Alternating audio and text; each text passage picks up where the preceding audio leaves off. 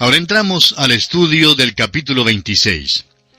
En este capítulo encontraremos los siguientes aspectos: los últimos eventos en la vida de Jesús antes de la cruz, el complot para prenderlo, la unción por María de Betania, Judas Iscariote vende a Jesús, la última Pascua y la primera cena del Señor, el anuncio de la negación de Pedro, la agonía en Getsemaní, la entrega de Jesús por parte de Judas. Los principales sacerdotes arrestan a Jesús, le traen ante Caifás y el Sanedrín, y la negación de Pedro. Este es el capítulo más largo en el Evangelio de Mateo. Hay una interrupción al fin del versículo 30. Los eventos relatados en los capítulos 15, 16 y 17 del Evangelio según San Juan bien podían ser insertados aquí. Otra interrupción natural sería en el principio del versículo 57. Una división del capítulo aquí pondría en una categoría separada el juicio ante los príncipes religiosos. Quizá aquellos que dividieron las Escrituras incluyeran tantos eventos en un capítulo para dar al lector algo del alcance y la rapidez de estos importantes acontecimientos. Sería interesante saber su razonamiento en cuanto a estas divisiones. Todos los incidentes y detalles en este capítulo señalan a la cruz. Encontramos la precisión de un martinete de fragua en todo lo que ocurre aquí, que puede darle al lector la impresión de que Jesús se encuentra en un vértice de circunstancias que están fuera de su control. Sin embargo, un examen y consideración cuidadosa revelará que Él es maestro de las circunstancias, y que el Rey de Reyes nunca es más majestuoso que cuando se acerca a la cruz. Todas las cosas dadas en este capítulo y en el capítulo 27 deben ser estudiadas a la luz de la determinación de Jesús en Cesarea de Filipos de unos 6 meses antes de ir a Jerusalén para morir. Recordemos que en el capítulo 16 de este Evangelio de Mateo, versículo 21, dice: «Desde entonces comenzó Jesús a declarar a sus discípulos que le era necesario ir a Jerusalén y padecer mucho de los ancianos, de los principales sacerdotes y de los escribas, y ser muerto y resucitar al tercer día». Él se está moviendo según el horario de Dios y hace que el asunto se decida. Él no es una víctima desvalida que se encuentra entre la olla de la intriga religiosa y el sartén del poder romano. Una reverencia debe penetrar el pensar del lector al considerar estas cosas escritas aquí en este capítulo, porque son vitalmente relacionadas con nuestra salvación. Veamos los primeros 2 versículos de este capítulo 26 de Mateo. Cuando hubo acabado Jesús todas estas palabras, dijo a sus discípulos: «Sabéis que dentro de 2 días se celebra la Pascua, y el Hijo del Hombre será entregado para ser crucificado». Los eventos del capítulo 26 siguen inmediatamente después del discurso del Monte de los Olivos. El Señor ha contestado las preguntas de los discípulos y ahora vuelve a otro asunto. Por 6ª vez, en unos 6 meses desde Cesarea de Filipos, Jesús ha anunciado su muerte venidera. En el versículo 2, Jesús fija el tiempo de su muerte. Dice: «De aquí a 2 días, en la fiesta de la Pascua, será entregado y crucificado». Ahora leamos los versículos 3 al 5. Entonces los principales sacerdotes, los escribas y los ancianos del pueblo se reunieron en el patio del sumo sacerdote llamado Caifás, y tuvieron consejo para prender con engaño a Jesús y matarle. Pero decían: «No durante la fiesta, para que no se haga alboroto en el pueblo». Este es un pasaje importante. Por 6ª vez, como dijimos, el Señor anuncia su muerte venidera. Luego, en el versículo 2, dice que morirá durante la Pascua. Pero ellos, o sea, los príncipes religiosos, dijeron que Él no moriría en el día de la fiesta, no sea que hubiera un alboroto entre la gente. Los mismos que lo mataron dijeron que no le crucificarían durante la Pascua. El Señor, sin embargo, tenía una idea diferente y fijó el tiempo de su propia muerte. Ahora, ¿cuándo murió Jesús? Murió precisamente durante la Pascua. Él, y no sus enemigos, fijó el tiempo de su ejecución. Se encargó completamente de la situación. Amigo oyente, es que Él es el Rey aquí en el Evangelio según San Mateo. Las veces que parecía ser más desvalido y débil desde el punto de vista nuestro, aquellas fueron precisamente las veces cuando Jesús estuvo realmente a cargo de todas las cosas. El odio tan amargo de los príncipes religiosos contra el Señor Jesucristo les hizo conspirar su muerte. Querían hacer las cosas a su manera, pero no se les permitió hacerlas en esa forma. Estaban tratando a un rey que nunca fue más majestuoso que cuando se acercó precisamente a la cruz. Ahora consideremos otro aspecto, la unción de Jesús por María de Betania. Leamos los versículos 6 al 8 de este capítulo 26 del Evangelio de Mateo. Y estando Jesús en Betania, en casa de Simón el leproso, vino a él una mujer con un vaso de alabastro de perfume de gran precio, y lo derramó sobre la cabeza de él, estando sentado a la mesa. Al ver esto, los discípulos se enojaron, diciendo, ¿para qué este desperdicio? Betania era el lugar de amor, como Jerusalén era el lugar de odio. Jesús se quedó en Betania durante las últimas horas antes de su muerte. Este incidente ocurrió en el hogar de Simón el leproso. Ahora, ¿por qué lo llamaban Simón el leproso? ¿Tenía acaso lepra? Hubo un tiempo cuando tuvo esa enfermedad, pero Jesús ya lo había sanado y ahora estaba limpio. Ahora le era posible sentarse y gozar de la comunión con el Señor Jesús y con otros que cenaron juntamente con Él en su hogar. Esta es una escena maravillosa, amigo oyente. Los enemigos del Señor hoy en día no conocen al Señor. No conocen al Señor que sanó, amó, lloró y juzgó. El hecho es que algunos de los enemigos de Jesús de nuestros días han puesto en escena un drama acerca de Jesús que estamos seguros escandalizaría a cualquiera. Es lamentable que en algunos lugares no se pueda leer la Biblia ni orar en las escuelas. En cambio, se puede poner en escena el drama más sucio y más vil en cuanto al Señor que jamás se puede imaginar. En aquel drama se representa al Señor y sus discípulos en el aposento alto, pero como si ellos fuesen homosexuales. Amigo oyente, eso es la blasfemia más vil que se haya visto. Sí, blasfemia misma. Los que ponen en escena este drama no conocen al Señor. Son leprosos espirituales que debieran vocear, ¡inmundo, inmundo! Eso es lo que son, inmundos. Cuando usted, amigo oyente, ha venido al Señor Jesús y ha sido limpiado por Él, se puede entonces sentar y gozar de la comunión con Él. Esta es la escena que tenemos en este pasaje. Al cenar, apareció entonces una mujer con un vaso de alabastro de perfume de gran precio. La mujer era María.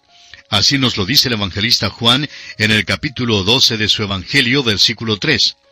Ella ungió tanto la cabeza como los pies de Jesús. Los discípulos se llenaron de indignación cuando vieron lo que hizo María. Juan en su Evangelio nos da el detalle de que fue Judas quien encabezó esta agitación. Judas tenía un motivo ulterior que no tenía que ver con los pobres. Él era el tesorero del grupo y al parecer se estaba sustrayendo los fondos. Leamos ahora el versículo 9 de este capítulo 26 de Mateo. Porque esto podía haberse vendido a gran precio y haberse dado a los pobres.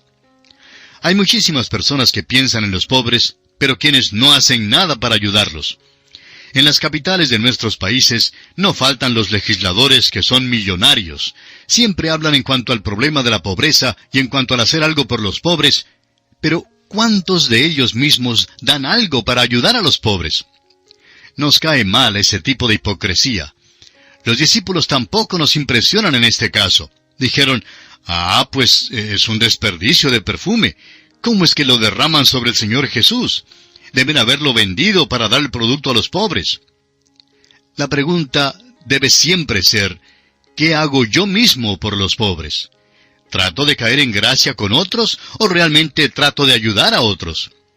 Ahora el versículo 10 dice, y entendiendo Jesús les dijo, ¿por qué molestáis a esta mujer? Pues ha hecho conmigo una buena obra. En cuanto a los cristianos, no deben contribuir a ninguno ni hacer nada que no glorifique el nombre del Señor Jesucristo.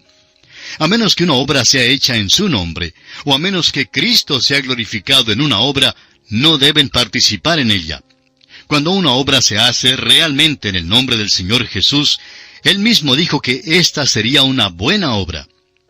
Ahora el versículo 11 nos dice, porque siempre tendréis pobres con vosotros, pero a mí no siempre me tendréis. Aquellos que decimos hoy en día que confiamos en Cristo y que queremos honrar y glorificar su nombre, debemos estar haciendo más en su nombre. Ahora los versículos 12 y 13 de Mateo capítulo 26 dicen, porque al derramar este perfume sobre mi cuerpo, lo ha hecho a fin de prepararme para la sepultura. De cierto os digo que donde quiera que se predique este Evangelio en todo el mundo, también se contará lo que ésta ha hecho para memoria de ella. Solo María, de entre todos sus seguidores, comprendió antes de ir Jesús a la cruz el significado de la muerte del Señor. Ella no malgastó el perfume. En cambio, aquellas que vinieron en el primer día de la semana, sí malgastaron las especias aromáticas que habían preparado. Las trajeron para el cuerpo muerto de Jesús, pero Él había resucitado. El perfume del vaso de alabastro de María ha llenado el mundo en donde quiera que haya ido el Evangelio. Ahora llegamos a otro aspecto importante. Es el plan de Judas de vender a Jesús. Leamos los versículos 14 al 16 de Mateo capítulo 26. Entonces uno de los 12, que se llamaba Judas Iscariote, fue a los principales sacerdotes y les dijo, ¿qué me queréis dar? Y yo os lo entregaré. Y ellos le asignaron 30 piezas de plata. Y desde entonces buscaba oportunidad para entregarle. Este hecho de Judas Iscariote es atroz y cobarde en contraste al hecho de percepción espiritual de María. Dante, en su Divina Comedia, se dio a Judas y a Bruto la parte más baja en el infierno. Y nadie desde aquel entonces ha dicho que Dante se haya equivocado. Estos hombres hicieron la cosa más baja y vil que puedan hacer los hombres cuando traicionaron y entregaron al hombre a quien debieron haber sido leales todo el tiempo. Este hecho de Judas es el más vil de todos los hechos detestables que se relacionan con la vida de Jesús. La cruz hace salir lo mejor y lo peor del corazón del hombre. Reacciona como un papel de tornasol en una solución ácida o base. Revela los pensamientos e intentos del corazón. Llegamos ahora a la preparación de la última Pascua y la Cena del Señor. Leamos los versículos 17 al 19. El primer día de la fiesta de los panes sin levadura, vinieron los discípulos a Jesús diciéndole, ¿dónde quieres que preparemos para que comas la Pascua? Y él dijo, id a la ciudad a cierto hombre y decidle, el maestro dice, mi tiempo está cerca, en tu casa celebraré la Pascua con mis discípulos. Y los discípulos hicieron como Jesús les mandó y prepararon la Pascua. Jesús celebró la Pascua con los discípulos según la ley mosaica. Los versículos 21 y 22 dicen, y mientras comían, dijo, de cierto os digo que uno de vosotros me va a entregar. Y entristecidos en gran manera, comenzó cada uno de ellos a decirle, ¿soy yo, Señor? Cada discípulo sintió la capacidad en su corazón de hacer maldad. Cada hombre sabía que existía dentro de su ser la posibilidad de entregar a Cristo. ¿Ha descubierto usted, amigo oyente, aquella misma capacidad dentro de su propio corazón y su vida? Amigo oyente, usted y yo también somos así tan malos y viles. Ahora mismo debemos pedir su misericordia. Yo mismo lo entregaría durante los próximos 5 minutos si Él no tuviera su mano sobre mí. Y ese pensamiento debe guardarnos muy cerca de Él. Los versículos 23 al 25 dicen, entonces Él respondiendo dijo, el que mete la mano conmigo en el plato, ese me va a entregar. A la verdad el Hijo del Hombre va, según está escrito de Él, mas ay de aquel hombre por quien el Hijo del Hombre es entregado. Bueno le fuera a ese hombre no haber nacido. Entonces, respondiendo Judas, el que le entregaba, dijo, ¿soy yo, maestro? Le dijo, tú lo has dicho. Es interesante notar que Judas no lo llamó Señor en el versículo 25. Al parecer, en este momento, Judas se apartó del aposento alto. El evangelista Juan, en el capítulo 13 de su Evangelio, versículo 30, dice, cuando él pues hubo tomado el bocado, luego salió, y era ya de noche. Hubiera sido mejor para este hombre si nunca hubiera nacido. Así lo dijo el Señor Jesucristo. Ahora los versículos 26 al 29 de Mateo capítulo 26 dicen, y mientras comían, tomó Jesús el pan y bendijo, y lo partió y dio a sus discípulos, y dijo, tomad, comed, esto es mi cuerpo. Y tomando la copa y habiendo dado gracias, les dio diciendo, bebed de ella todos, porque esto es mi sangre del nuevo pacto, que por muchos es derramada para remisión de los pecados. Y os digo que desde ahora no beberé más de este fruto de la vid, hasta aquel día en que lo beba nuevo con vosotros en el reino de mi Padre. Aquí vemos al Señor iniciando la cena del Señor sobre las cenizas moribundas de un banquete que se desaparecía, es decir, la Pascua. Según la tradición hebrea, la copa circulaba 7 veces durante la Pascua. En esta ocasión, la última vez que circuló la copa, Jesús inició la cena del Señor. Durante la fiesta cantaban los salmos de aleluya, los salmos 111 al 118. Cuando usted lea estos salmos para su propio provecho espiritual, tenga presente que nuestro Señor los cantó en aquella noche propicia. En aquel tiempo se erigió un nuevo monumento a sí mismo. No fue hecho de mármol ni de bronce, sino de los elementos temporales del pan y el vino. Ambos hablan de su muerte hasta cuando venga de nuevo. Y aquí nos detenemos por esta ocasión. Es nuestra oración que el Señor le bendiga en gran manera.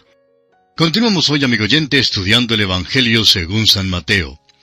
En nuestro estudio anterior nos detuvimos en los versículos 26 al 29 de este capítulo 26 del Evangelio según San Mateo.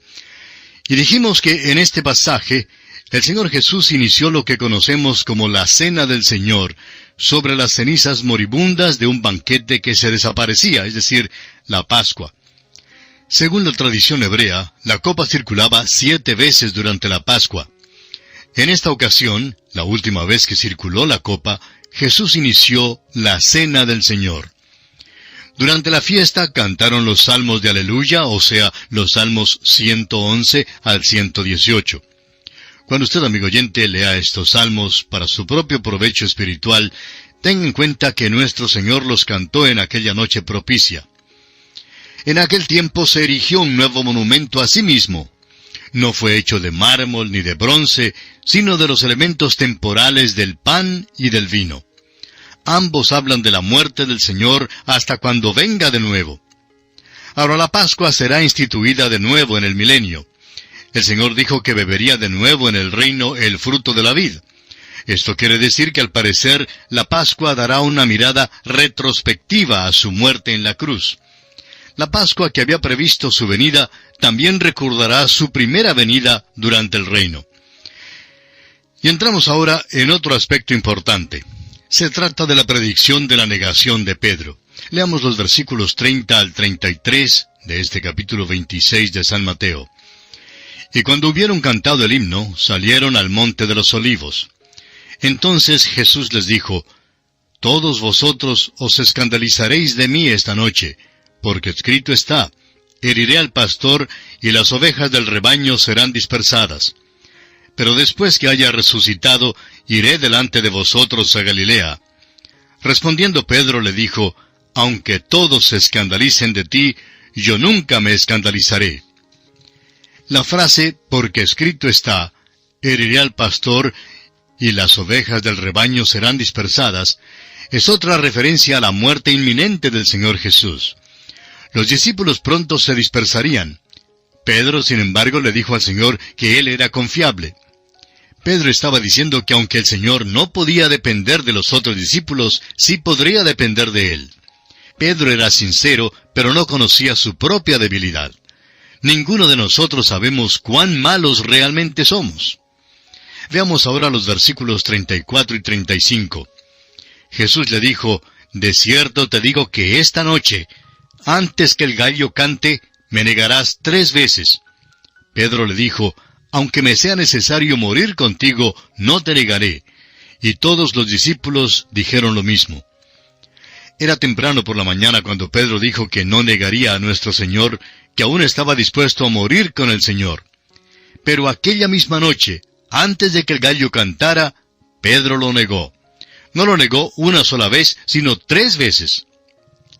Ahora los versículos 36 al 39 de Mateo capítulo 26 dicen, «Entonces llegó Jesús con ellos a un lugar que se llama Getsemaní, y dijo a sus discípulos, «Sentaos aquí entre tanto que voy allí y oro».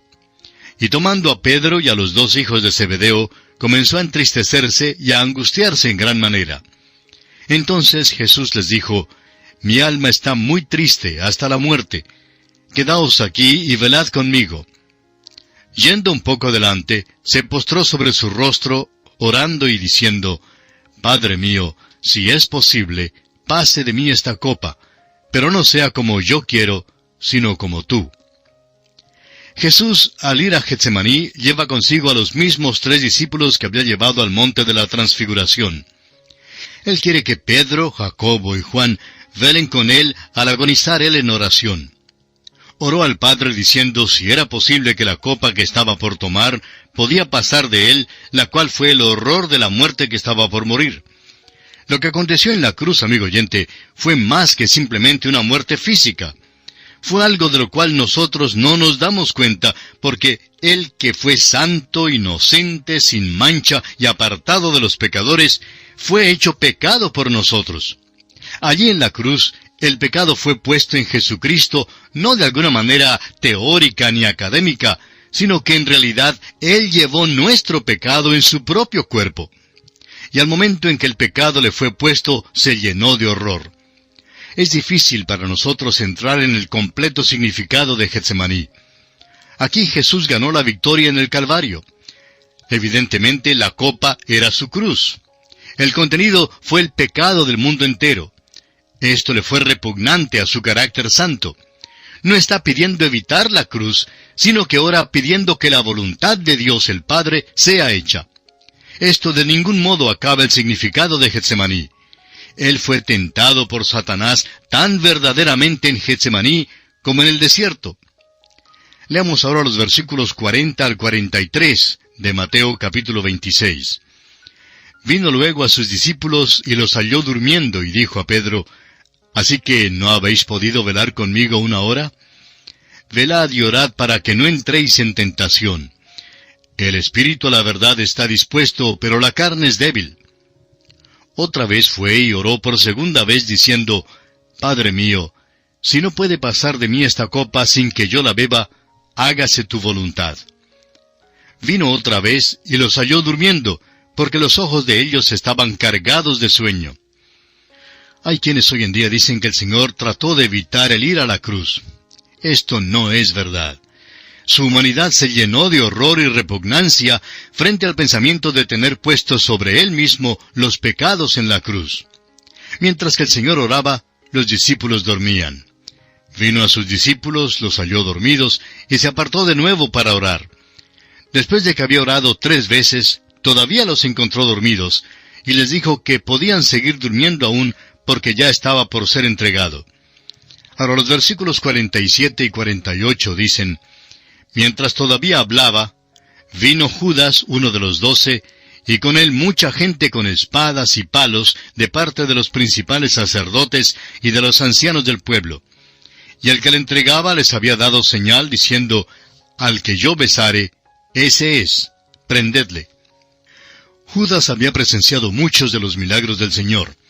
Los príncipes religiosos se daban cuenta de que Jesús tenía poder sobrenatural, y como probablemente tuvieran miedo de lo que él pudiera hacer, trajeron con ellos una gran multitud para poder prenderlo. Aunque ellos mismos no lo sabían, los enemigos se habían obligado a actuar. Esto parece ser una acción improvisada. Leamos los versículos 49 y 50. Y enseguida se acercó a Jesús y dijo, Salve, Maestro, y le besó. Y Jesús le dijo, Amigo, ¿a qué vienes? Entonces se acercaron y echaron mano a Jesús y le prendieron. Un beso puede ser o una señal de aceptación o de rechazo. En este caso, Judas dio al Señor Jesús un beso de entrega. Este fue uno de los hechos más despreciables que puede haber cometido un hombre. Algunos teólogos disputan de que Judas fue predestinado a entregar a Jesús y que no pudo menos que hacer esto. Si esto fuese verdad, Judas no podría ser nada más que un robot. Pero creemos que Judas decidió en su propia mente entregar a nuestro Señor y que tuvo todas las oportunidades de no hacerlo. Es verdad que fue profetizado que Judas lo entregaría. Jesús mismo señaló a este hombre. Pero Judas pudo haberse arrepentido después que la profecía hubiera sido cumplida.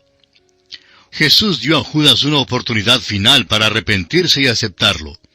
Aún después de que dio a Jesús aquel beso tibio de entrega, Jesús lo llamó amigo.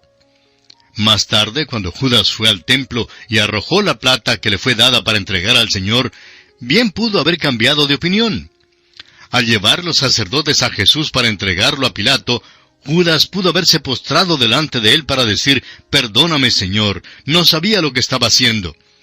El Señor lo habría perdonado, pero al parecer Judas no quiso ser perdonado. Leamos ahora los versículos 51 al 56 de este capítulo 26 de Mateo. Pero uno de los que estaban con Jesús, extendiendo la mano, sacó su espada, e hiriendo a un siervo del sumo sacerdote, le quitó la oreja. Entonces Jesús le dijo, «Vuelve tu espada a su lugar, porque todos los que tomen espada, a espada perecerán. ¿Acaso piensas que no puedo ahora orar a mi Padre, y que Él no me daría más de 12 legiones de ángeles? Pero ¿cómo entonces se cumplirían las Escrituras de que es necesario que así se haga?» En aquella hora dijo Jesús a la gente, «¿Como contra un ladrón habéis salido con espadas y con palos para prenderme?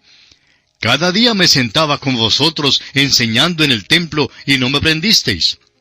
Mas todo esto sucede para que se cumplan las Escrituras de los profetas». Entonces todos los discípulos, dejándole, huyeron. Fue Simón Pedro el que le quitó la oreja a uno de los siervos. A este hombre Jesús le había dicho que le negaría aquella noche, y aquí trató de comprobar que protegería al Señor. De alguna parte Pedro encontró una espada, pero como no era espadachín sino pescador, simplemente le quitó la oreja al hombre, aunque sin duda quería quitarle más bien la cabeza. El Señor le dijo a Simón Pedro que no necesitaba de su pequeña espada. El Señor no había venido para entrar en un combate con los príncipes religiosos, sino para morir por los pecados del mundo. El Señor aclara en el versículo 55 que está cumpliendo las Escrituras, y reprende nuevamente a sus enemigos por sus acciones, puesto que Él se sentaba diariamente en el templo y no le pusieron las manos encima. Debieron sentirse avergonzados. Hasta este momento no se había cumplido la hora en que ellos le prenderían, pero ahora Él voluntariamente se entrega en sus manos. Leamos ahora el versículo 57. Los que prendieron a Jesús le llevaron al sumo sacerdote Caifás, a donde estaban reunidos los escribas y los ancianos. Fue en el juicio de Jesús en el palacio de Caifás, donde su muerte fue decidida. El Sanedrín ya había determinado que él debía morir. Fue un juicio burlón, como la evidencia lo reveló. Se nos dice en el Evangelio según San Juan, que fue el suegro de Caifás quien instigó todo esto, y que el Sanedrín tuvo que decidir la pena que querían imponer antes de que se acercaran a Pilato. Ahora el versículo 58 dice, «Mas Pedro le seguía de lejos hasta el patio del sumo sacerdote, y entrando, se sentó con los alguaciles para ver el fin». El Evangelio según San Juan, en el capítulo 18, versículos 15 y 16, nos dice que con la ayuda de Juan, Pedro ganó entrada al patio. Esperó allí para ver el fin. Y dentro de unos pocos momentos, Pedro negaría al Señor. Leamos los versículos 59 y 60 del capítulo 26 del Evangelio según San Mateo.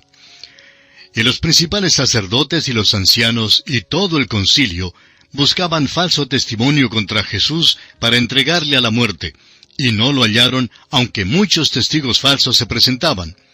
Pero al fin vinieron 2 testigos falsos. Los príncipes religiosos no tenían caso alguno contra Jesús, y por tanto tuvieron que conseguir falsos testigos para obtener alguna acusación contra él. La dificultad en conseguir los falsos testigos radicó en hallar a uno que pudiese resistir la investigación de la corte. Si Pilato fuera inquisitivo e hiciera unas preguntas fastidiosas, los enemigos de Jesús se hallarían en muchos apuros en cuanto a su caso. Ahora los versículos 61 y 62. Allí esos 2 testigos hablan y dicen, «Este dijo, puedo derribar el templo de Dios y en 3 días reedificarlo». Y levantándose el sumo sacerdote le dijo, «¿No respondes nada? ¿Qué testifican estos contra ti?» Por fin 2 testigos fueron presentados, los cuales distorsionaron una declaración que el Señor había hecho hacía ya 3 años. Sus discípulos habían entendido mal en aquel entonces lo que el Señor quiso decir. El Señor se refirió a su cuerpo, el templo, en la muerte y en la resurrección, y no al templo de Herodes. Jesús rehusó contestar esta burla de justicia. El sumo sacerdote trató de hacer que él contestara para que el Sanedrín supiera la clase de argumentos que debieran emplear. Sin embargo, Jesús no dijo nada al sumo sacerdote con respecto a esta cuestión. Los versículos 63 y 64 dicen, «Mas Jesús callaba. Entonces el sumo sacerdote le dijo, Te conjuro por el Dios viviente que nos digas si eres tú el Cristo, el Hijo de Dios». Jesús le dijo, «Tú lo has dicho.